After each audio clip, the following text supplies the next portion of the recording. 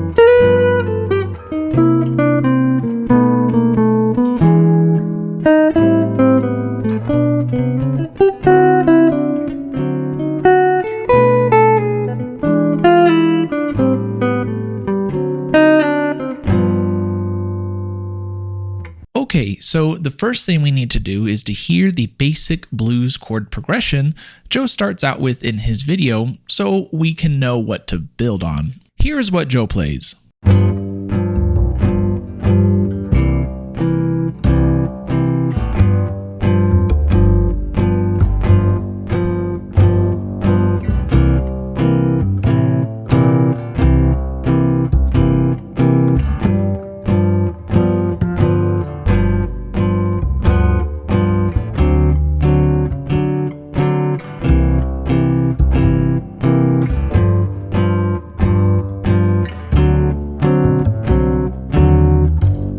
Moving forward, everything will be based around this chord progression. Throughout the video, Joe gives us great ideas to expand the sound of this blues. The first area that he focuses on is in the first 4 bars of this blues. He tells us that instead of just playing G7 to C7 and then back to G7,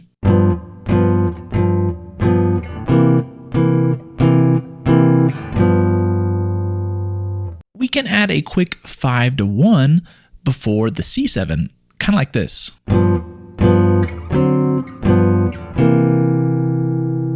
You could also do this again after we play the C7 too, like this.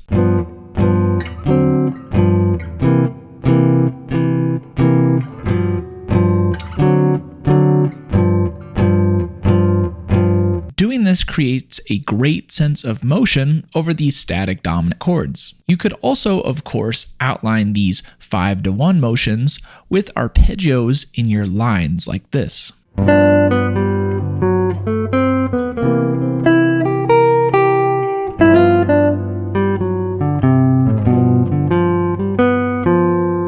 Or with jazz language like this.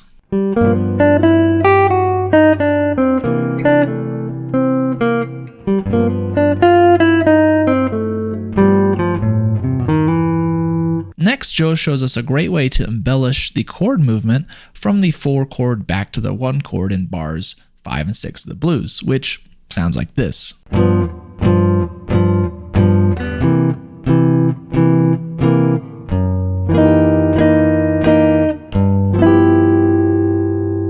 This is F sharp 13 flat 9 moving to G7. This works because of what is called a common tone harmonization, because the top note of the F sharp 13 flat 9, which is G, is also found and kept in the next chord voicing being G13. This can also work anytime we have the 4-7 chord moving back to the 1-7 chord in the blues. So this would also work on the first two measures as well.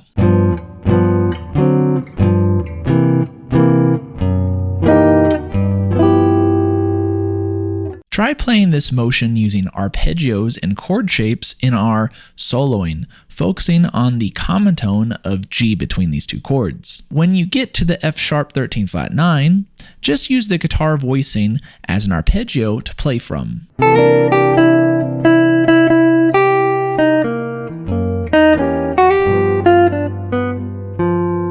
Next, Joe tells us that we can always move a half step into other chords. So instead of playing the progression we have up until now, we can replace all the 5-to-1s with a half step motion, kind of like this.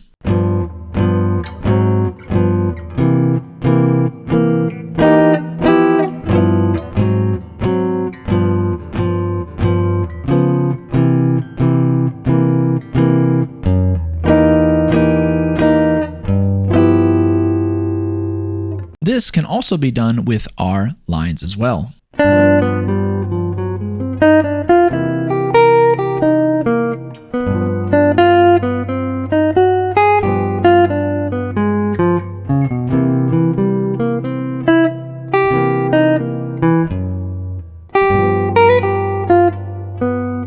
Keep this half-step rule in mind as we move through the blues form, and it can give you more options for various movements and colors. Now let's talk about more options from when we move to the 1/7 chord of the blues to the 4/7 chord in bars 5 and 6. So instead of just moving straight into the 4 chord, Joe reminds us that we can approach it by a half step, just like I showed you in the previous example.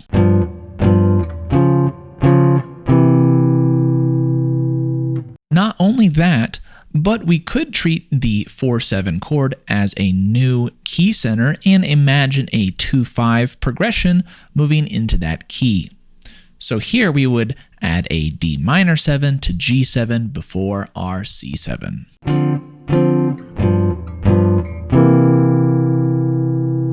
To add on to this, we could add back in the D flat 7 after the D minor 7 to get the half step motion, kind of like this.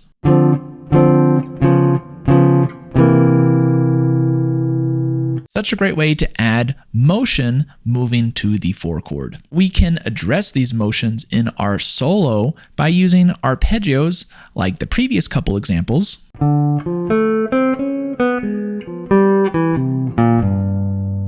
or by using jazz language that outlines the 2/5 moving to the 4 chord.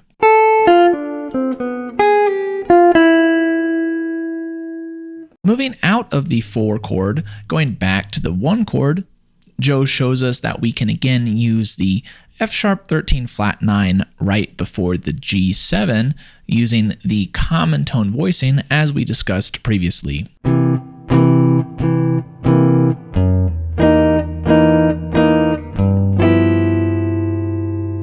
But Joe also shows us that we can play a C sharp diminished moving to a G7 instead. Either way will work.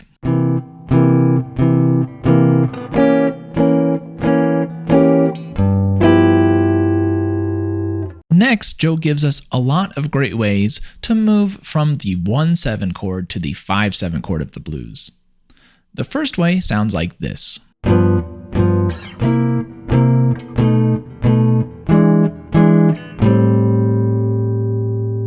This is simply adding the 3 and the 6 chord of our key, being G in this case, and making them all dominant chords, which falls into the blues aesthetic. Joe moves into our dominant 3 chord with that half step motion that he mentions earlier.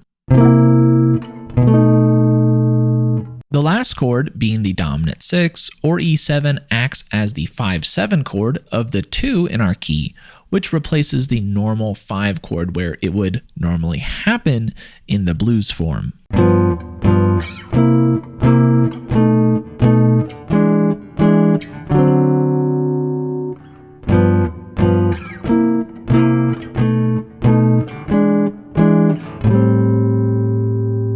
The other way that Joe shows us from getting to the 1/7 to the 5/7 chord sounds like this.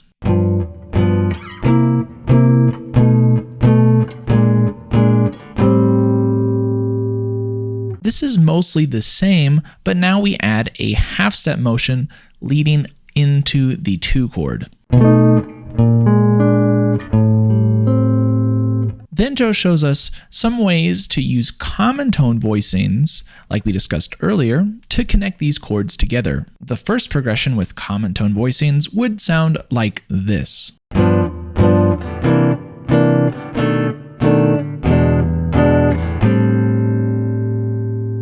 Or using the second progression that Joe shows us, it would sound like this.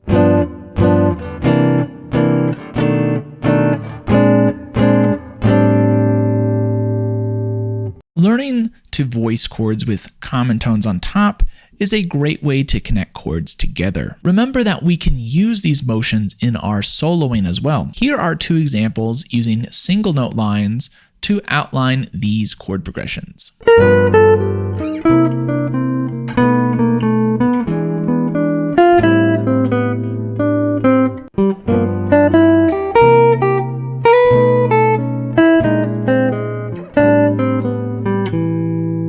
Lastly, we have the final 4 bars, which normally sounds like this.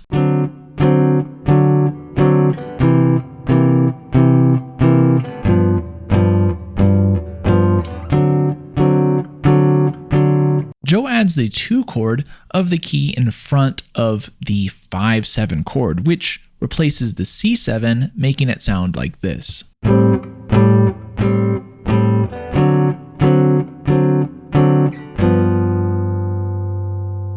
Then instead of going back to the 1/7 chord, he adds a turnaround progression, which is 3, dominant 6, 2, 5, which sounds like this.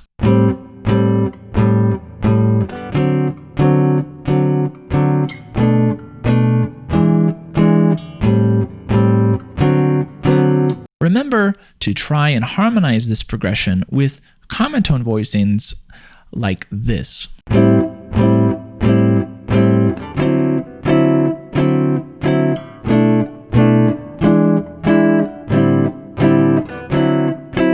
If we use single note lines to outline these chords, it might sound something like this.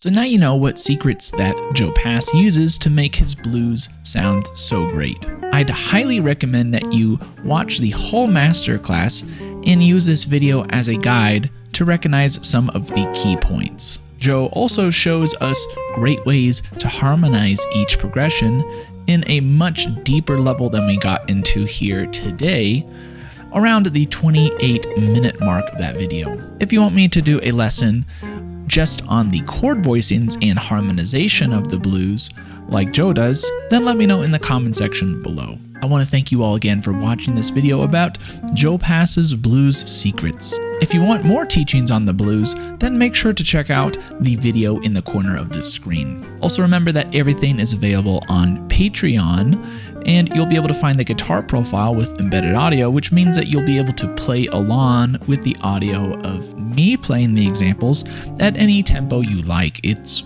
really great. I'd highly encourage you to check it out. And speaking of Patreons, I want to give all the Patreons that support me a sincere thank you. Without you guys, none of this would be possible, and I truly appreciate your support. And as always, thanks for watching, and remember to always keep swinging.